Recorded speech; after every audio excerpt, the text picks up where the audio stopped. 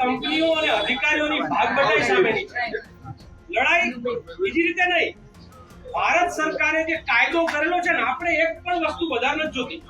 એટલે તમારામાંથી કોઈ પણ પત્રકાર મિત્રોને પણ કે ભાઈ 2013 નો જમીનનો કાયદો જે કહે છે ને, એ કાયદાનો અમલ કરો ને પછી તમને અમારી જમીન તમારા માટે અમે આપવા તૈયાર છીએ. પણ કાયદાની બહાર જઈને અત્યારે બન્યું છે એવું, આપણે કાયદાનું રક્ષણ કરવા લડીએ છીએ અને જેને કાયદાનું રક્ષણ કરવાનું હોય એ લોકોને આ સરકાર, આ ભાજપ સરકાર તેના આમાં આજની તારીખમાં ભાજપના જ લૂંટારા છે, એટલે એમાં કોઈ કહેવામાં કોઈને કોઈ શંકાને સ્થાન નથી. એટલે ભાજપના નેતાઓ, ભાજપના શાસકો, અત્યારના કલેક્ટરો, અત્યારનું પોલીસ ડિપાર્ટમેન્ટ, એમાં નાના કર્મચારીઓ નહીં, ઉપરના ગાંધીનગર બેઠેલા આ બધા જ લોકો, નહીં તો જે પોલીસ આપણી પર તકલીફ હોય તો આપણને બચાવવાનું કામ કરવાનું હોય, એ જ પોલીસને આ લોકો ખેતરોમાં કંપનીના થાંભલા ખોડવા મોકલાયા. બધા ખેડૂતના દીકરાઓ છે, એમની બી મજબૂરી જુઓ. મને યાદ છે 2013 નું ભાઈ, એક પોલીસે મારી ધરપકડ કરી, રાતે મને લઈ ગયા, હાથ કાળા કરાવીને છાપા બાપા બધું વાળા બધું કર્યું. એ કરતા પહેલા મારા પગ આમ પગે લાગ્યા. મેં કીધું કેમ તમે મારાથી મોટા છો પગે લાગો છો? તો કે ગાંધીનગરમાં બેઠેલા લૂંટારા એ જમીન લૂંટે છે, તમે ધરતી માતાને બચાવવા નીકળ્યા છો તોય તમારા હાથ અમારે કાળા કરવા પડે, એનું પાપ મને લાગવાનું છે, માટે હું તમને પગે લાગુ. આ પોલીસ ગુજરાતમાં આવી પોલીસ પણ છે અને સરકારની દાદાગીરીની સામે ઝૂકીને ચાટુકારી કરનાર અધિકારીઓ પણ છે. નહીં તો આપણા ખેતરમાં આવતા પહેલા એને એમ કહેવું જોઈએ. હું એના કાયદાના રક્ષકોને પૂછવા માંગીશ કે ભાઈ તમે બીજું અમારે કાંઈ નથી જોતું, જનસુનવાઈ કરી તમારા ગામમાં જનસુનવાઈ જનસુનવાઈ થવી જોઈએ કે ના થવી જોઈએ? તો અમે કાયદાની માંગ કરીએ છીએ. બજાર ભાવના બજારમાં 4 ગણા રેટ કાયદો કે છે, આપવા જોઈએ કે ના આપવા જોઈએ? એ મળ્યા એની ખાતરી પોલીસ કે રેવન્યુ ડિપાર્ટમેન્ટ કે કલેક્ટરે કરી?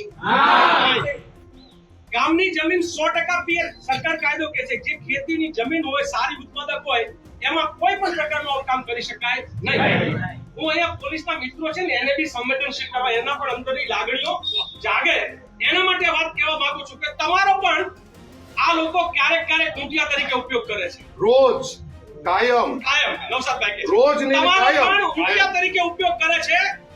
આજ અમારા લોકોની જમીન જાશે, કાલ તમારા ગામમાં આ થાંભલા આવવાના છે, યાદ રાખજો. એટલે તમે પોલીસ તરીકે ક્યારેક આપણા અંગ્રેજો વખતે ભારતના લોકો ક્યારેક અંગ્રેજીની સેનામાં હતા ને, તમને ખબર છે ફિલ્મ જોઈ ને મંગલ પાંડે ને બધા, એને ત્યાં ગોરાઓને ના પાડી દીધી કે મારા દેશના લોકોને તમે લૂંટો તો ના ચાલે. આ ગોરા નહીં પણ ગૌવર્ણા આપણા દેશના લૂંટારાઓ છે, તમને અત્યારે હથિયાર તરીકે આગળ કરે છે. તમારે લોકોએ ના પાડવાનું શરૂ કરવું જોઈએ કે અમારા લોકોની, ભારત માતાની, આ ધરતી માતાની લાજ તમે લૂંટો અને તમે અમારો ઉપયોગ કરો, આ ના ચાલે. એટલે આપણી લડાઈ બહુ સ્પષ્ટ છે. કાયદાને મર્યાદામાં રહીને કાયદા મુજબ ખેડૂતોના હક અને અધિકાર ના છીનવાય. એટલે કોઈ પણ આપણામાંથી કાયદા વિરુદ્ધની વાત આપણે નહીં કરીએ. પાકું ના રહ્યું? તમારા ગામની જમીન પીએચ 100% કે નહીં? કલેક્ટરે શું બતાવ્યું છે? આ એમના બાપની જમીન છે, આ એમના બાપની જમીન છે કે તમારી પિયત ને બિનપિયત બતાવે? ઉપરથી ગામની જમીન કઈ સરકારના? બાપની. ખબર હોવી જોઈએ. ચલો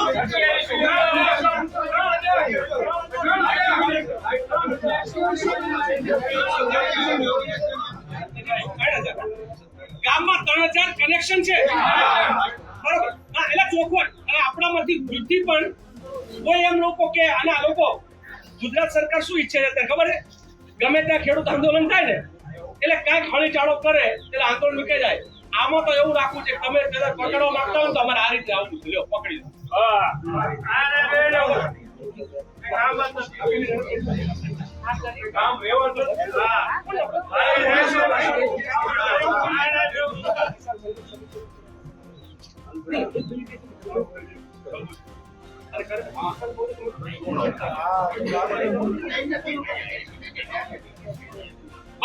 આંદોલન કોંગ્રેસ પાર્ટી ખેડૂતોના સમર્થનમાં લડે છે, તમને કોઈ કઈ વાંધો છે? બરાબર છે. જ છે, પણ પક્ષ તરીકે બીજા બધાને પણ આવવું હોય એટલે કિસાન કોંગ્રેસ અને કિસાન સંઘર્ષ સમિતિ આ બે કોંગ્રેસના પૂરા સમર્થન સાથે આખું આંદોલન ગુજરાતભરમાં કરે છે. તમારી જાણકારી માટે 15 તારીખે આપણે આ પ્રશ્ન અત્યારે પતી જાય તો હોના જેવું આપણને કઈ વાંધો નથી, પણ તમારો પ્રશ્ન કદાચ પતી જાય આજ નહીં તો કાલ હવે થોડા પીતા છે સમાચાર તો મળ્યા છે કે બીક તો લાગી છે ખેડૂતોની, કદાચ પતી જાય તો પછી બીજા ગામડાનો પ્રશ્ન બાકી રહેશે ત્યારે તમે ગોધરું નહીં તો તમે ગોધરું ઓઢી કોઈ પણ ખેડૂતનો પ્રશ્ન બધાનો પ્રશ્ન. હા, એટલે આ વાત આટલી સુરેન્દ્રનગરમાંથી એ વાત ઉઠવી જોઈએ કે ગુજરાતના ખેડૂતોને કોઈ પણ જગ્યાએ લૂંટે, અમારો પ્રશ્ન પતી જાય તો મારા ખેડૂતોનો પ્રશ્ન ના પતે તો અમે એની લડાઈમાં આપણે બધા આ સાથે 15મી તારીખે 15 જૂન સવારે 10 વાગે શાંતિપુરામાં ગુજરાતભરમાંથી લોકો ટ્રેક્ટરો લઈને ઉમટી પડવાના છે. એ વખતે સુરેન્દ્રનગરનું પાણી મોરું ના પડી જાય આપણે બધા જુઓ.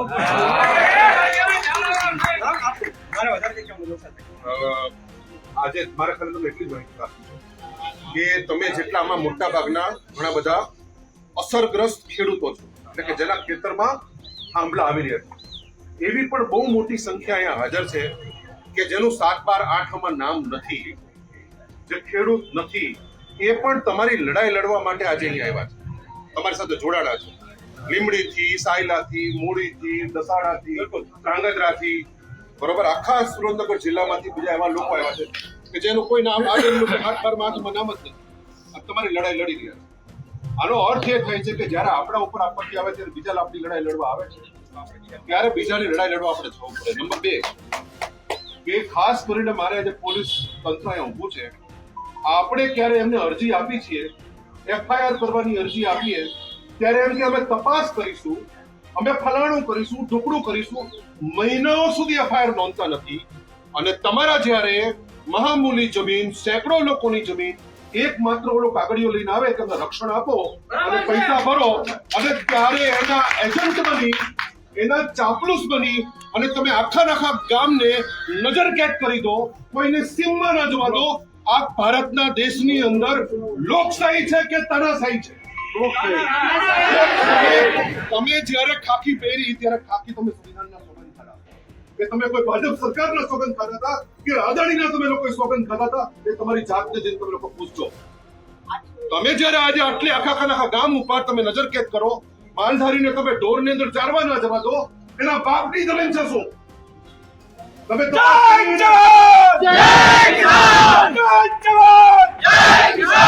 એ લોકોએ તપાસ કરી, લાલજીભાઈ એમ કીધું કે તમને વળતર મળ્યું છે નથી મળ્યું, તો કે નથી મળ્યું. કેમ તપાસ ના કરી પેલા?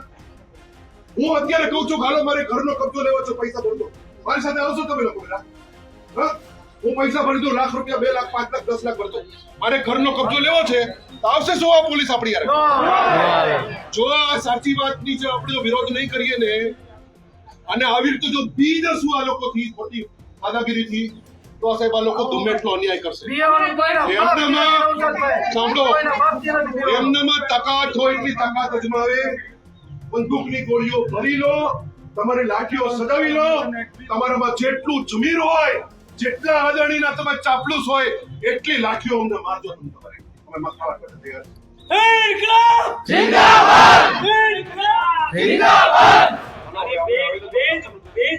વાત કરવી છે. પહેલી વાત તો એ છે, આર પારની લડાઈ છે. ભાજપ કરશો તો ભૂખે મરશો, આ મારા શબ્દો યાદ રાખજો.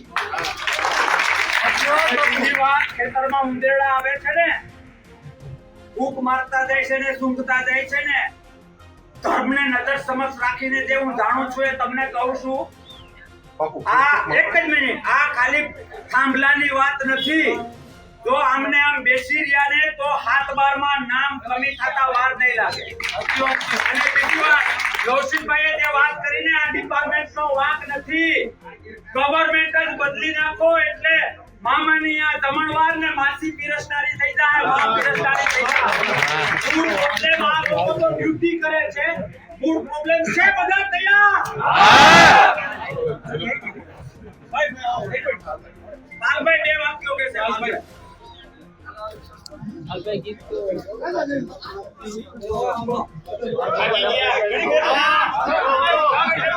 અહીં બેઠા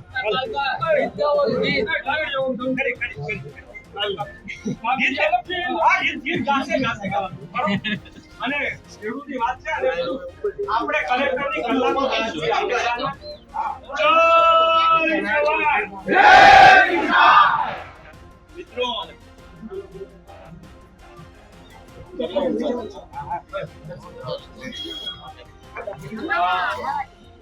કરશન બાપુએ, લાલજીભાઈ, નૌશાદભાઈએ જે વાત કરી એના મૂળમાં વસ્તુ એ છે કે જે નિયમોનું પાલન કરવાની જેની જવાબદારી છે એ તાળા તોડે છે. જેની જવાબદારી નિયમોનું પાલન કરાવવાની છે એ તાળા તોડે છે. હવે તાળા શું કામ તોડવા પડ્યા? કલેક્ટરે કરેલો હુકમ, જે હુકમના આધારે પોલીસ પ્રોટેક્શન મળ્યું, એ હુકમમાં લખ્યું છે 2017 ના પરિપત્ર મુજબ 2017 નો, 2021 નો, 2023 નો, 2025 નો તમામ પરિપત્રો એમ કહે છે કે 765 કેવી ની લાઈન હોય તો 67 મીટરની પહોળાઈનો કોરિડોર આવે. તો પોલીસ પ્રોટેક્શન કેટલી જગ્યામાં મળે? 67 મીટરની પહોળાઈમાં. મને દુઃખી થયું કે આટલા મોટા અધિકારીઓ જે પરીક્ષાઓ પાસ કરીને અહીંયા પહોંચ્યા છે એને ખબર નહીં હોય કે 67 મીટરમાં જ અમારી જવાબદારી છે. પેપર ફૂટ્યું, પૈસા દઈને પેપરમાં પાસ થયા હોય તો નંબર 2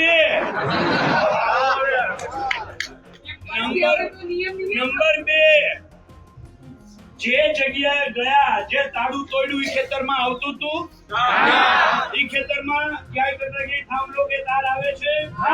તો એ ખેડૂતના ખેતરમાં તાળું તોડવું એ કાયદાનો ભંગ નથી? કાયદેસર તો 67 મીટરની કલેક્ટરે જે જવાબદારી આપી છે અને જેના આધારે પોલીસ પ્રોટેક્શન મળ્યું છે એ 67 મીટરની પહોળાઈમાં કામ કરવાનું પ્રોટેક્શન મળ્યું છે. એના બહાર જો કોઈ પોલીસ વાળો પણ ખેડૂતને હેરાન કરે તો એ કાયદેસર અનધિકૃત કૃત્ય છે, અનધિકૃત પ્રવેશ છે.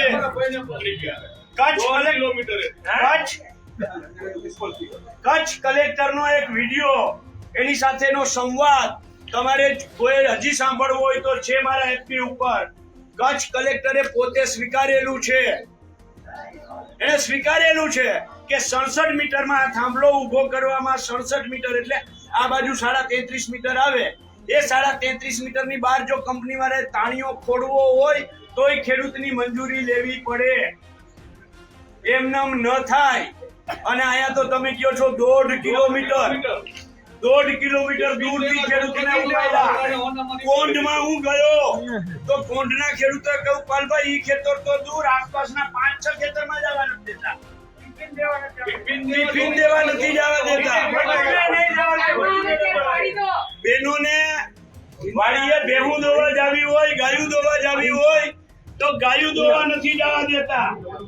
ત્યારે સવાલ એ થાય છે કે આયા બેઠેલા જે છે એ કોના માટે છે? એ તો આપણે એવું લાગે છે, કોના માટે બેઠા છે? કંપનીઓ માટે. અને આ કંપનીઓ, આ સરકાર અત્યારે બહુ મનોમન નક્કી કરીને બેઠી છે, ખેડૂત હટાવો, કંપની બચાવો. આનું સ્લોગન થઈ ગયું છે, ખેડૂત હટાવો, કંપની બચાવો. અને આપણે અનેક કાગળ લખ્યા છે અને તમારા બધાની માંગ છે તો ઓલું ગીત ગાઈ અને પછી આપણે પૂરું કરીએ. બરાબર? તો કાગળિયા લખી લખી થાકી, સરકાર તારા મનમાં નથી. તો કાગળિયા લખી લખી થાકી, સરકાર તારા મનમાં નથી. આપણે અંદર જઈને પછી આવીએ ત્યારે ખેડૂતના હકનું એક ગીત જોરદાર છે, હલ ચલા કે ખેતો કો મેને સજાય, એ ગીત સાથે અને સાથે જે વાત થાય કે બધાને અહીંયા કહેશું. આપણી એક આંદોલનની પણ મર્યાદા, બધા તો અંદર હમાય નહીં.